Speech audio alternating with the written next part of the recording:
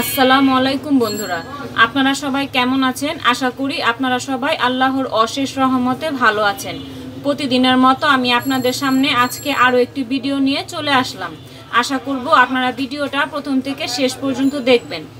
এখানে দেখতে পাচ্ছেন একটি বাটিতে বেশ কিছুটা মাছ নিয়ে নিছি। আমি আজকে ঝাল ঝাল করে একটু অন্যরকমভাবে ভর্তা করে দেখাবো। এজন্য এখানে আমার ঘরে যেই মাছ ছিল আমি সেই মাছটা নিয়ে নিছি। এখানে রুই মাছ নিয়ে নিছি। আপনাদের ঘরে যেই মাছ থাকবে আপনারা সেই মাছটা দিয়ে এই ভর্তাটা তৈরি করে নিতে পারবেন। মাছটা আমি কেটে ধুয়ে একদম পরিষ্কার করে নিছি। এখন আমি মাছটার ভিতরে কিছু মশলা দিব। হলুদের গুঁড়া দিয়ে দিলাম, মরিচের গুঁড়া দিয়ে দিলাম, আর পরিমাণ মতো লবণ দিয়ে দিলাম। এখন এই সবগুলো উপকরণ দিয়ে মাছটা ভালো করে একটু মেখে নিব। এমন অনেকে আছেন যারা আমার চ্যানেলে রান্নার ভিডিওগুলোর প্রতিদিন দেখেন কিন্তু এখনও আমার চ্যানেলটি সাবস্ক্রাইব করেননি। প্লিজ আমার চ্যানেলটি সাবস্ক্রাইব করে আমার পাশে থাকবেন। শুকনা উপকরণগুলো দিয়ে মাছগুলো ভালো করে আমি মেখে নিতেছি। আর আমার রান্নাগুলো যদি আপনারা প্রতিদিন দেখতে চান, সাথে থাকা বেল বাটনটি অন করে রাখবেন, তাহলেই হবে। আমি ভিডিও দেওয়ার সাথে সাথে আপনাদের কাছে নোটিফিকেশন চলে যাবে। আর আপনারা যারা এই ভিডিওটা ফেসবুক থেকে দেখবেন, আপনারা সবাই প্লিজ একটু লাইক অ্যান্ড ফলো দিয়ে আমার পাশে থাকবেন। সেই শুকনা মশলাগুলো দিয়ে মাছগুলো ভালো করে আমি মেখে নিছি। এই মাছগুলো এখন আমি তেল দিয়ে ভেজে নিব। মাছটা ভাজার জন্য চুলায় একটি ফ্রাই প্যানে পরিমাণ মতো আমি তেল দিয়ে দিছি। তেলটি আমার গরম হয়ে গেছে। মাছটা ভাজার আগে আমি এখানে বেশ কিছুটা শুকনা মরিচ নিয়ে নিছি। এই শুকনা মরিচগুলো আমি আগে লাল লাল করে একটু ভেজে নিব। এই ভর্তাটা আমি আজকে শুকনা মরিচ দিয়ে করব। আপনারা চাইলে কাঁচা মরিচ দিয়ে করে নিতে পারবেন, কিন্তু শুকনা মরিচ দিয়ে করলে টেস্ট খুব ভালো আসবে। শুকনা মরিচগুলো লাল লাল করে আমি একটু ভেজে নিব। আর যে কোনো ভর্তাই বলেন, শুকনা মরিচ দিয়ে করলে কিন্তু ফ্লেভারটা খুব ভালো আসে।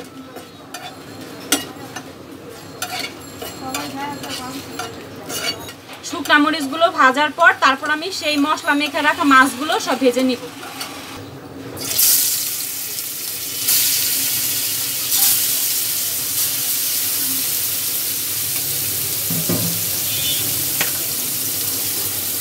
এই যে আমি এইভাবে করে শুকনা মরিচটা লাল লাল করে ভেজে নিলাম। শুকনা মরিচটা ভেজে নেওয়ার পর এখন আমি সেই একই তেলে মাছগুলো একটু লাল করে ভেজে নিব।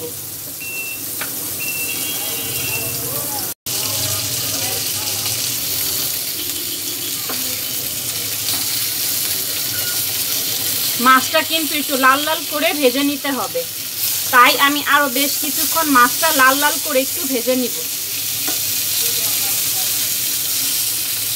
এই ভর্তাটা আপনারা অন্য যে কোনো মাছ দিয়ে করে নিতে পারবেন। তো আমার ঘরে যেই মাছটা ছিল সেই মাছটা দিয়ে আমি আজকে এই ভর্তাটা করে দেখাচ্ছি।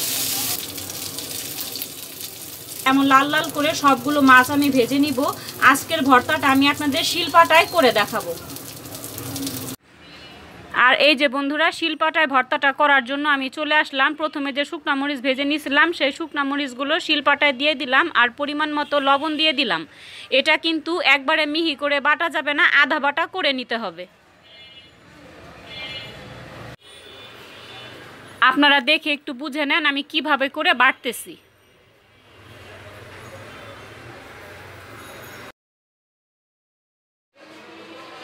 আর এই যে দেখেন, এইভাবে করে ছাকা ছাকা করে বেটে নিতে হবে, একবারে মিহি করে কিন্তু বাটা যাবে না।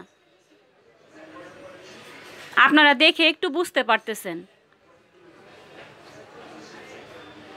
আর এই ভর্তাটা অবশ্যই শুকনা মরিচ দিয়ে করার চেষ্টা করবেন। আর আমি যে মাছ ভেজে নিয়েছিলাম সেই মাছের কাঁটাগুলো একদম বেছে নিছি। তো সেই মাছ ভাজাগুলো আমি শিলপাটার ভিতরে দিয়ে দিলাম। এখন এই মাছগুলো সুন্দর করে মিহি করে একটু বেটে নিতে হবে। মিহি করে বাটলেও চলবে, তারপর আধা বাটা করে নিলেও হবে।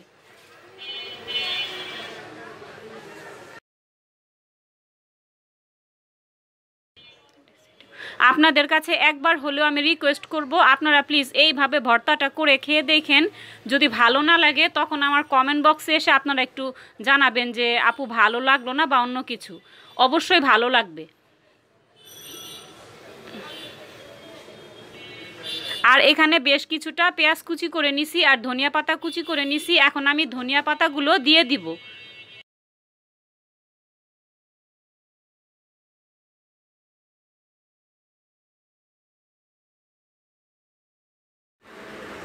ধনিয়া পাতাগুলো কিন্তু মিহি করে বাটা যাবে না, আধা বাটা করে নিতে হবে। আপনারা দেখে একটু বুঝতে পারতেছেন আমি কিভাবে করে বেটে নিচ্ছি।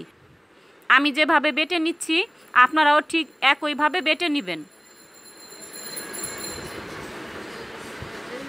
আপনারা দেখে একটু বুঝে নেন আমি কিভাবে করে বেটে নিচ্ছি। এখন সে পেঁয়াজ কুচিগুলো আমি দিয়ে দিব।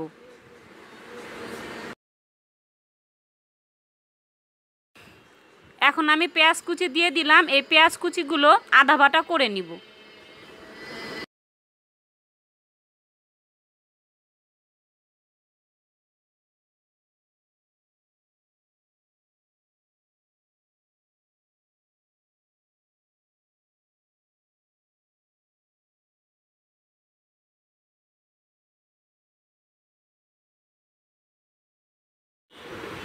দেখেন বন্ধুরা, সবগুলো উপকরণ শিলপাটায় আমার বেটে নেওয়া হয়ে গেছে। এখন আমি হাত দিয়ে সব কিছু মিশিয়ে দিচ্ছি। ঠিক এইভাবে হাত দিয়ে একটু মিশিয়ে নিতে হবে।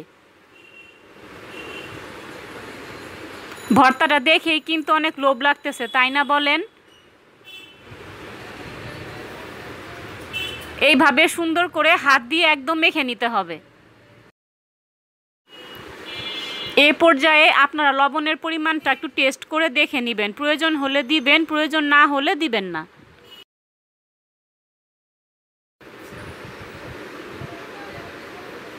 আমার ভর্তার ভিতরে লবণের পরিমাণটা ঠিক ছিল। এই ঝাল ঝাল ভর্তাটাকে আরও ঝাঁঝালো করার জন্য আমি সামান্য পরিমাণে একটু সরিষার তেল দিয়ে দিচ্ছি। এখন সরিষার তেল দিয়ে ভর্তাটাকে ভালো করে একটু মিশিয়ে দিব। এই ভর্তাটা খেতে এতটাই মজার ছিল কি বলবো আপনাদের। গরম ভাত দিয়ে খেতে কিন্তু অনেক মজার ছিল। তো আপনারা একবার হলেও বাসায় ট্রাই করে দেখবেন, অনেক ভালো লাগবে। তো বন্ধুরা, আমি আর বেশিক্ষণ কথা বলবো না। ভর্তাটা দেখে কিন্তু আমার আর ভালো লাগতেছে না। এখন আমি গরম গরম ভাত দিয়ে ভর্তাটা খেয়ে নিব। তো বন্ধুরা, আপনারা একবার হলেও এই ভর্তাটা বাসায় বানিয়ে দেখতে পারেন, খুব ভালো লাগবে। তো আমার আজকের ভর্তার রেসিপিটা আপনাদের কাছে কেমন লাগলো আপনারা প্লিজ একটু কমেন্ট বক্সে কমেন্ট করে জানাবেন। তো বন্ধুরা, শিলপাটায় ভর্তা মানে দারুণ মজার ভর্তা। আমি আর কি বলবো এই ভর্তার কথা। আপনারা একবার হলেও বাসায় বানিয়ে দেখতে পারেন, আর আমার কমেন্ট বক্সে এসে আপনারা জানাবেন আপনাদেরটা কেমন হলো। আমি আর এক মুহূর্ত দেরি করব না। এখন আমি চলে যাচ্ছি গরম গরম ভাত দিয়ে খেয়ে নিব। আপনারাও বাসায় একবার হলেও বানিয়ে দেখতে পারেন। আপনারা সবাই সুস্থ থাকবেন, ভালো থাকবেন। আসসালামু আলাইকুম।